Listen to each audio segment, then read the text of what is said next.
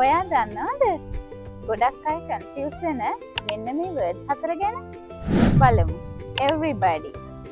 අපි මේ වර්ඩ් එකෙන් කියන්නේ කණ්ඩායමක සිටින සියලුම දෙනා ගැන. හැමෝම ගැන. උදාහරණයක් ගමු. Everybody is happy today. Everybody likes freedom. Somebody. අපි මේ වර්ඩ් එකෙන් කියන්නේ නිශ්චිත නොවන පුද්ගලයෙක් ගැන. කවුද කියලා අපි හරියටම දන්නේ නැහැ.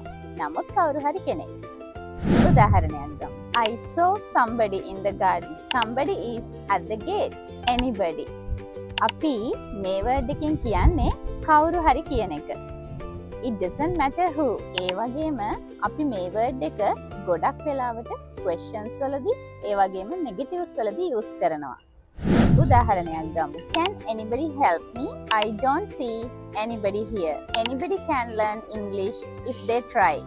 කවුද කියලා ප්‍රශ්නයක් නැහැ. ඕනම කෙනෙකුට පුළුවන්. Nobody.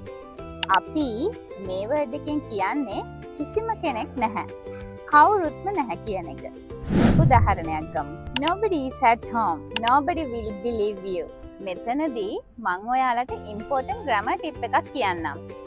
Nobody කියන වර්ඩ් එකේ තේරුම දැනටමත් negative නිසා තවත් negative වර්ඩ් එකක් use කරන්න එපා.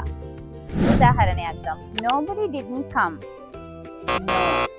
Nobody came. So remember, everybody, all people. Somebody, one person. Anybody, any person.